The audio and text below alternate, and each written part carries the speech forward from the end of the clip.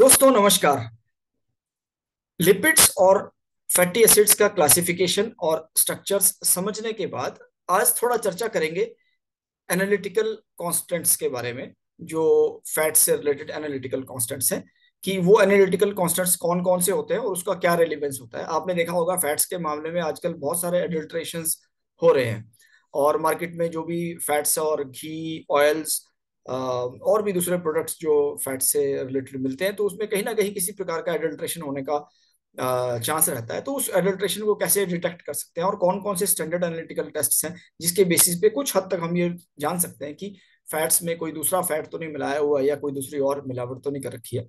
तो इन सब चीजों को देखने के लिए कौन से टेस्ट कौन से एनालिटिकल कॉन्स्टेंट्स यूज किए जाते हैं, आज के वीडियो में इस चीज को जानने की कोशिश करेंगे।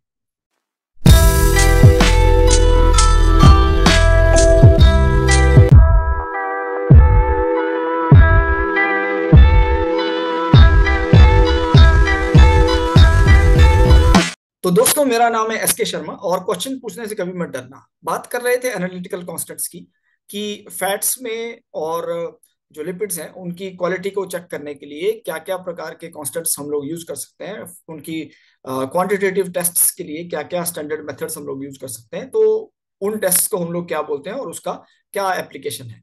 तो आज बात करेंगे फैट्स में किए जाने वाले आयोडीन वैल्यू की, सैपोनिफिकेशन वैल्यू की, richer Meissl number, acetyl value, Polanski number और एसिड वैल्यू की, और क्या उसका एप्लीकेशन है, कहाँ उसको हम लोग यूज करते हैं। तो शुरुआत करते हैं एनालिटिकल कांस्टेंट से और क्वांटिटेटिव टेस्ट इनको हम लोग क्या बोलते हैं और क्या इसका यूज है। It explains the chemical nature of fatty acids and the number of hydroxyl group present in the fat molecule. Such analytical tests are called the chemical constants. इसको chemical constant भी हम लोग कहते हैं, and these are used to identify the pure fat and assess the degree of adulteration. तो जैसा मैंने बताया adulteration को टेस्ट करने के लिए हम लोग इसको यूज कर सकते हैं, and it determines the proportions of different types of fats in a mixture. तो अगर कहीं mixture of fats भी है तो अलग अलग फैट्स का प्रोपोर्शन डिटरमाइन करने के लिए हम लोग इसको यूज कर सकते हैं basically. So that is how it is there. And अगर हम लोग टाइप्स की बात करें तो इसमें एक सपोनिफिकेशन वैल्यू या सपोनिफिकेशन नंबर एक टेस्ट ये होता है। Then we have the acid value और the acid number, iodine value और iodine number, acetyl value acetyl number, and then Reichert Meissl number और Reichert Meissl test, Reichert Meissl value, and then Polenske number और Polenske value. से ये सारे के सारे test हैं जो कॉमन टेस्ट हम लोग यूज करते हैं। इनको एनालिटिकल कॉन्स्टेंट्स भी हम लोग कहते हैं और क्वालिटी और एडल्ट्रेशन के एक्सटेंट्स को मेजर करने के लिए हम लोग इसको यूज करते हैं। तो भाई एक एक करके डिस्कस करेंगे। तो पहला जो है इसमें ये है कि सैपोनिफिकेशन वैल्यू। अब सैपोनिफिकेशन वैल्यू क्या होता है? It is the milligram of potassium hydroxide और the sodium hydroxide required to saponify the free and combined fatty acids in 1 gram fat. 1 gram fat में फ्री और कंबाइंड फैटी एसिड्स जो है उनको सपोनिफाई करने के लिए, उनको सोप में कन्वर्ट करने के लिए कितना मिलीग्राम पोटेशियम हाइड्रोक्साइड यूज होता है या कितना मिलीग्राम सोडियम हाइड्रोक्साइड यूज होता है, इसको हम लोग सपोनिफिकेशन नंबर कहते हैं। अगर एक सिंपल रिएक्शन हम लोग देखते हैं तो अगर एक फैट है, कोई ट्राइग्लिसराइड है, तो कोई ट्राइग्लिसराइड है जैसे पामिटिक एसिड से बनी है, तो ये ट्राइग्लिसराइड को अगर हम लोग सोडियम हाइड्रोक्साइड के साथ इसका रिएक्शन करवाएंगे तो हमको मिल जाएगा ग्लिसरॉल, और ग्लिसरॉल के साथ मिलेंगे हमको 3 मॉलिक्यूल्स ऑफ सोडियम पामिटेट। तो ये जो सोडियम पामिटेट है यहाँ पे, या पोटेशियम पामिटेट, ये बेसिकली दिस इज द के, तो ये पोटेशियम पामिटेट है। अगर इसकी जगह ये Na होगा तो this becomes the sodium palmitate. तो सोडियम पामिटेट अगर आपको मिलता है so that is what is called as soap. अगर यहाँ पे KOH होता तो हमको पोटेशियम पामिटेट मिल जाता। बस इतना ही डिफरेंस आएगा, चाहे वो KOH से आप करिए चाहे सोडियम हाइड्रोक्साइड से करिए, तो दोनों ही अल्कलीज सैपोनिफिकेशन के लिए हम लोग यूज कर सकते हैं। लेकिन जब हम लोग कैलकुलेशंस करेंगे तो पर्टिकुलर जो भी हमने अल्कली यूज किया है उसी का ही मॉलिक्यूलर वेट लेना पड़ेगा, इतना ही डिफरेंस इसमें आता है। तो the saponification value or the saponification number is the milligram of the alkali required to saponify free and combined fatty acids in 1 gram fat. 1 ग्राम में जितनी फ्री और कंबाइंड फैटी एसिड्स हैं उसको हमको सपोनिफाई करने के लिए कितना अल्कली लगता है उसको हम लोग सपोनिफिकेशन नंबर कहते हैं। अब ये इंडिकेट क्या करता है, क्या बताता है basically? So this indicates the average molecular weight और the chain length of all fatty acids present in the triglyceride of the sample. तो उस सैंपल में जो फैटी एसिड्स हैं उसका मॉलिक्यूलर वेट कितना है। तो अगर ज्यादा मॉलिक्यूलर वेट होगा तो कम फैटी एसिड्स होंगी, यानी कि कम सपोनिफिकेशन वैल्यू आएगी। और अगर छोटी फैटी एसिड्स हैं तो सपोनिफिकेशन की वैल्यू ज्यादा आती है। More the alkali used, more the carboxylic groups present, and the fats containing short chain fatty acids SCFA, the short chain fatty acids have more carboxylic group। तो अगर छोटी छोटी फैटी एसिड्स होंगी तो हर फैटी एसिड के साथ एक carboxylic acid group होगा। और अगर लॉन्ग चेन फैटी एसिड होगी तो ज्यादा मॉलिक्यूलर वेट होगा, लेकिन फैटी एसिड्स उसमें जो कार्बोक्सिलिक एसिड ग्रुप है वो उसमें कम होंगे। चेन लंबी होगी, long chain fatty acid, molecular weight इसका ज्यादा हो जाएगा।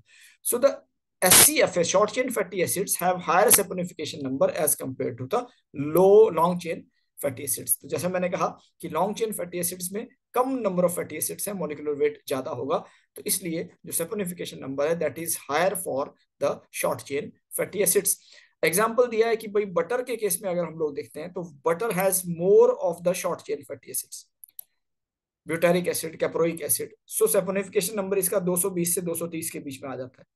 लेकिन अगर हम लोग ओलिक एसिड देखते हैं या ओलियो मार्गरेन देखते हैं तो ओलियो मार्गरेन में basically long chain fatty acids ज्यादा and oleic acids are there, and the saponification number is very less, it is 195 or even lesser। तो depending upon the fatty acids, कौन सी फैटी एसिड्स हैं तो हमको ये सपोनिफिकेशन नंबर्स आते हैं। तो 195 अगर है तो it is the towards the oleic acids, और अगर कैप्रोइक एसिड्स, ब्यूटारिक एसिड है बटर के केस में तो 220 से 230। तो इस प्रकार से अगर हम लोग सपोनिफिकेशन नंबर को देखते हैं तो हमको ये पता लग जाएगा कि लॉन्ग चेन फैटी एसिड्स हैं या शॉर्ट चेन फैटी एसिड्स। अब इसको डिटरमाइन कैसे करते हैं, थोड़ा सा डिटर्मिनेशन को देख लेते हैं कि how to determine and what is the formula. तो सबसे पहले कि the fat sample is saponified with the excess of alkali. Fat sample में हम लोग एल्कली ऐड करते हैं, पोटेशियम हाइड्रोक्साइड ऐड करते हैं और फिर उसको सैपोनिफाई करते हैं। And the excess is measured by titration, और उसके बाद जो बच जाता है, जो तो यूज हो गया, जो फैट ने यूज कर लिया वो यूज कर लिया, और जो बाकी का बच गया उसको हम लोग टाइट्रेशन से फिर एस्टिमेट करते हैं। And the triglyceride, diglyceride, monoglyceride and even the free fatty acids and other esters like components such as lactones will react with the alkali to form the soap। तो ट्राइग्लिसराइड्स भी soap बना देंगे, monoglycerides, diglycerides सारे के सारे soaps form कर देंगे। And remaining of the alkali is titrated against standardised hydrochloric acid solution. तो हाइड्रोक्लोरिक एसिड सॉल्यूशन लेते हैं और उसके साथ उसको हम लोग टाइट्रेट करते हैं। तो जितना आपका कैलकुलेशन करके आएगा that is the saponification value. ये थोड़ा सा एक फॉर्मूला दिया है, S V is equal to V B minus V S. VB क्या है, VB minus VB minus VS is the volume in ml of the hydrochloric acid। तो जब हम ब्लैंक की टाइट्रेशन करेंगे, यानी जिसमें कोई फैट नहीं डाला है, तो वो VB आ जाएगा, और जब हम सैंपल के साथ उसकी टाइट्रेशन करेंगे तो वो आ जाएगा VS। तो blank minus that of the fat sample, so that is what is there. And then M is the molarity of the hydrochloric acid, जितना मोलर हम सॉल्यूशन बनाएंगे 1 मोलर 0.1 मोलर सॉल्यूशन, तो that is the molarity. 56.1 represents the molecular weight of potassium hydroxide. तो यहाँ पे अगर sodium hydroxide लेंगे तो मॉलिक्यूलर वेट अलग हो जाएगा, लेकिन 56.1 से मल्टीप्लाई किया क्योंकि पोटेशियम हाइड्रोक्साइड का वेट है। और फिर weight of the test sample, यानी टेस्ट सैंपल हमने यहाँ पे 1 ग्राम लिया है तो 1 ग्राम के हिसाब से करके देख लेंगे। इस टाइप से अगर हम लोग कैलकुलेट करते हैं तो we get the saponification value. तो भाई अब आगे चलते हैं। इसमें सपोनिफिकेशन वैल्यू में तो हमको मॉलिक्यूलर वेट पता लग गया, लॉन्ग चेन फैटी एसिड्स कितनी है, शॉर्ट चेन फैटी एसिड्स ज्यादा है कि कम है, इसके बारे में हमको पता लगता है। इसके बाद आती है एसिड वैल्यू।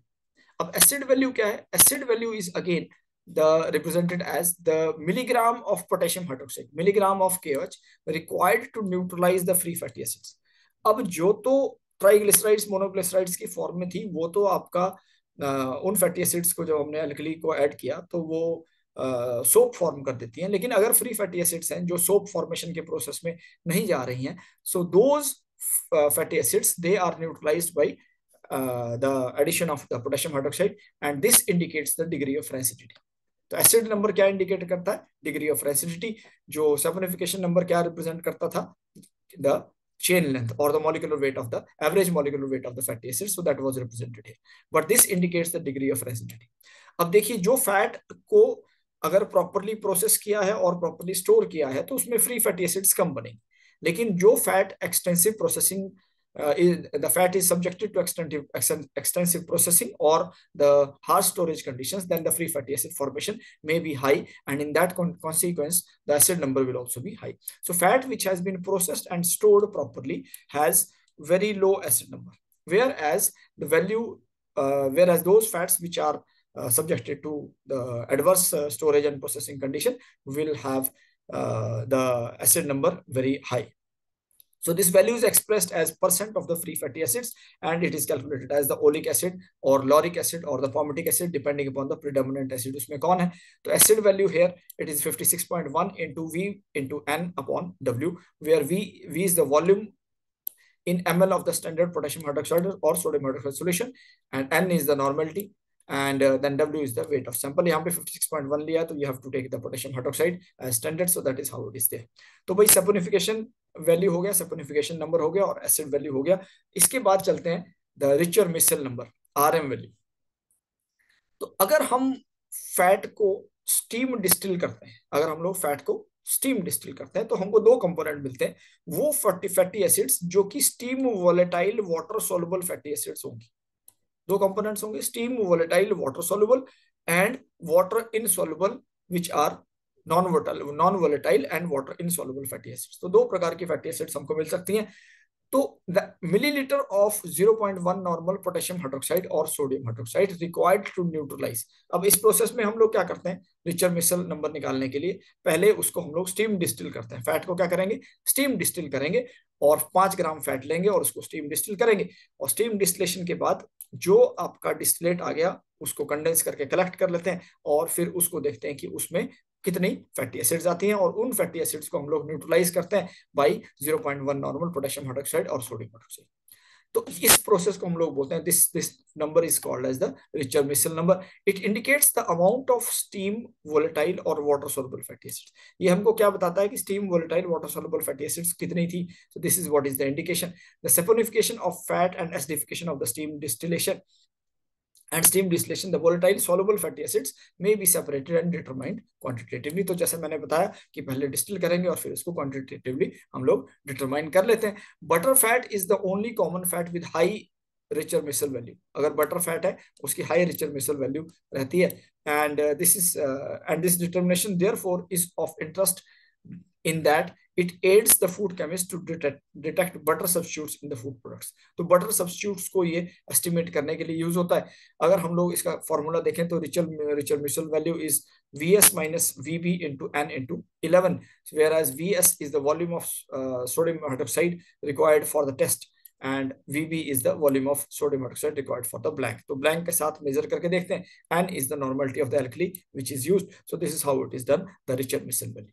तो भाई जो स्टीम वोलेटाइल हैं वो तो रिचर मिसल में आ गए, और जो non volatile water soluble water insoluble fatty acids, तो वहां क्या थे रिचर मिसल में थे the steam volatile water soluble, और पोलिंस्की नंबर में है the non volatile water insoluble fatty acids. यानी कि जो वोलेटाइल नहीं हुई, जो नीचे बच गई 5 ग्राम फैट में, जो बाकी की रिमेनिंग फैटी एसिड्स हैं जो बच गई, जो वोलेटाइल नहीं हो पाई, उसको अगर हम लोग टाइट्रेट करते हैं पोटेशियम हाइड्रोक्साइड के साथ तो वो हमको देता है पोलिंस्की नंबर और पोलिंस्की value.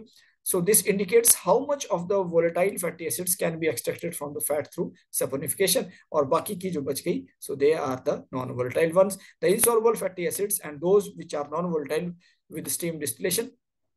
So it measures the steam volatile and the water insoluble fatty acids, chiefly the caprilic acid, capric acid and lauric acid present in the oil and fat. Polinsky value का formula अगर देखते हैं हम लोग, so it is 10 into V into N, where V is the volume of sodium hydroxide used and N is the normality of the sodium hydroxide और the alkali which is there.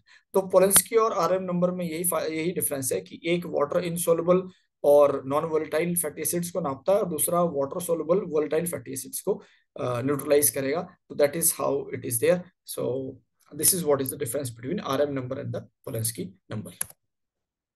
अब आगे बढ़ते हैं, बात करते हैं आयोडीन वैल्यू की. तो iodine value basically tells the double bonds, कि कितने double bonds. Gram of iodine absorb by 100 gram of fat. तो 100 ग्राम फैट लेते हैं तो उसमें कितना आयोडीन एब्जॉर्ब हो जाता है. So that is what is estimated here in the iodine value और द आयोडीन नंबर. अगर आप इस रिएक्शन को देखेंगे तो बेसिकली ये एक लिनोलेनिक एसिड का स्ट्रक्चर है जिसमें कि 9 पोजीशन पे और 12 पोजीशन पे आपके दो डबल बॉन्ड्स हैं. This is position number 9 and this is position number 12. तो 9 और 12 पोजीशन पे दो डबल बॉन्ड्स हैं. इन पोजीशंस को कैसे कैलकुलेट करते हैं हमने पिछले वीडियो में एक बनाया था, अगर आप रेफर करना चाहें आप उसको रेफर कर सकते हैं. तो 9 और 12 पोजीशंस पे एक एक डबल बॉन्ड है इसमें, तो इसलिए लिनोलेनिक एसिड का स्ट्रक्चर है. अब जब हम इसको आयोडीन के साथ करते हैं, when you add iodine to this unsaturated fat, so unsaturated fatty acid. So then what happens basically, this iodine is taken up here. तो iodine will be taken up and this bond will be double bond की जगह वो single bond में convert हो जाएगा. So this is what is there and what you get is basically the stearic acid. Stearic acid 18 carbon, लेकिन कोई double bond नहीं होता है. अब स्टेरिक एसिड है लेकिन इसमें 4 आयोडीन लगे हैं. सो 9 10 12 13 tetra iodo. Tetra means 4 iodo iodine stearic acid. So that is how it is there. 9 10 12 13 tetra iodo stearic acid is there. तो कुल मिला के हम ये बोल सकते हैं कि अगर अनसैचुरेटेड फैटी एसिड है, अगर उसमें हम लोग आयोडीन ऐड करते हैं, so that iodine will be taken up and how much of iodine will be taken up, so that is indicated here. So that it indicates the degree of unsaturation. भाई कितना unsaturated, जितने ज्यादा double bond होंगे उतना ज्यादा iodine consume हो जाएगी. So that is how it's there. And you can understand it as a very simple process that more the iodine number the greater the degree of unsaturation. तो जितना ज्यादा iodine number होगा उतना unsaturation है. अगर हम लोग एग्जांपल देखते हैं यहाँ पे, तो कॉटन सीड ऑयल का दिया है 103 to 111. ऑलिव ऑयल का आयोडीन नंबर दिया है 79 to 88 and then linseed oil का दिया है 75 to 202. तो 3 प्रकार के आयोडीन नंबर्स यहाँ पे दिए हैं, cotton seed oil, olive oil and the linseed oil. अब अगर हम गौर से देखते हैं तो लिंसीड ऑयल का सबसे ज्यादा है और ऑलिव ऑयल का सबसे कम है, कॉटन सीड ऑयल का इन बिटवीन है. तो olive oil with iodine number more than 88, अगर ऑलिव ऑयल का आयोडीन नंबर 88 से ज्यादा हो जाता है, इसका मतलब उसमें एडल्ट्रेशन किया है, कॉटन सीड ऑयल हो सकता है उसमें ऐड किया हो. तो that is how it will be affecting the composition because of the iodine value in olive oil. Whereas अगर लिंसीड ऑयल का आयोडीन नंबर कम हो जाता है, 175 आ जाता है, तो वहां पे भी कॉटन सीड ऑयल ऐड किया. तो दोनों ही स्थितियों में अगर हम लोग ऑलिव ऑयल में ऐड करते हैं कॉटन सीड ऑयल तो आयोडीन नंबर इंक्रीज हो जाता है, और अगर लिंसीड ऑयल में ऐड करेंगे कॉटन सीड ऑयल तो आयोडीन नंबर डिक्रीज हो जाता है. तो इस प्रकार से हमको ये समझ में आता है कि कितनी डिग्री ऑफ अनसैचुरेशन है, और उस अनसैचुरेशन के हिसाब से हम लोग ये एस्टिमेट कर सकते हैं कि इसमें प्रेडोमिनेंट फैटी एसिड्स कौन कौन सी हैं. तो अगर फैट में एडल्ट्रेशन किया हो तो हमको आयोडीन नंबर से आइडिया लग जाएगा. We can find out the number of double bonds and the degree of unsaturation. So iodine number represents the degree of unsaturation of a fat. अब बात करते हैं द एसिटाइल नंबर की. तो acetyl number में basically होता क्या है कि the milligram of potassium hydroxide used to required to neutralize the acetic acid released by saponification of 1 gram of fat after it has been acetylated. Some of the fatty acid residues, they contains the hydroxyl group which are acetylated by the acetic anhydride. So the excess of the anhydride and acetic acid liberated, the acetylated fat can be dried and weighed, and the acetic acid in combination determined by titration with standardized alkali after it has been set free. तो जब वो free हो जाएंगे उसके बाद it is determined by titration. So castor oil which is rich in the ricinoleic acid, so it has high acetyl number 146 to 150. castor oil का 146 to 150 होता है, whereas olive oil का only 10 होता है. आप देखिए कितना डिफरेंस है, only 10, and here it is 146 to 150 in case of castor oil.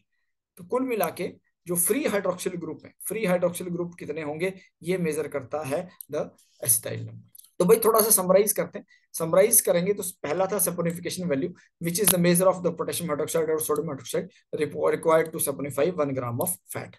That is what is there, and it tells the average molecular weight or the chain length of the fatty acid. Short chain अगर होंगी तो कम length होगी, long chain होगी तो कम, long chain होगी तो ज्यादा आपका सपोनिफिकेशन वैल्यू होगा. So this explains the chain length. एक बात हमको ये पता लगती है.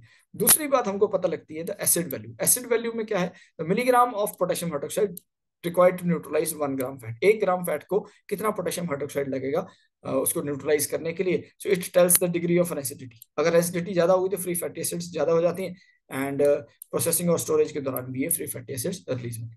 तीसरा आता है richer Meissl number. Richer Meissl number जैसा मैंने आपको बताया था, जो स्टीम वोलेटाइल होंगे और वाटर सोल्युबल होंगे उन्हीं को ही मेजर करेगा. Steam volatile and water soluble fatty acids, it measures the amount of steam volatile and water soluble fatty acids, they are measured. So this indicates that. Similarly, when it goes to the Polanski number में non-volatile and the water insoluble fatty acids. So there, how much of the non-volatile fatty acids can be extracted from the fat sample? तो अगर हम volatile fatty acids को extract कर देते हैं तो बच जाता है. So that is basically the non-volatile. So it measures the non-volatile and water insoluble fatty acids. So that is what is the indication of the Polanski number. Then we have the iodine number. So when it goes to the iodine number, तो it indicates the number of double bonds, degree of unsaturation or the number of double bonds. So the gram of iodine absorbed by 100 gram of fat. So that is how it is measured. And then in last we have the acetyl value, which is the milligram of potassium hydroxide required to neutralize the acetic acid released by saponification of 1 gram of fat after it has been acetylated. तो कुल मिला के acetic एनालिटिस से treat करना है. The number of hydroxyl groups को ये indicate करता है how many hydroxyl groups they are there in the fat. So that is how it is there.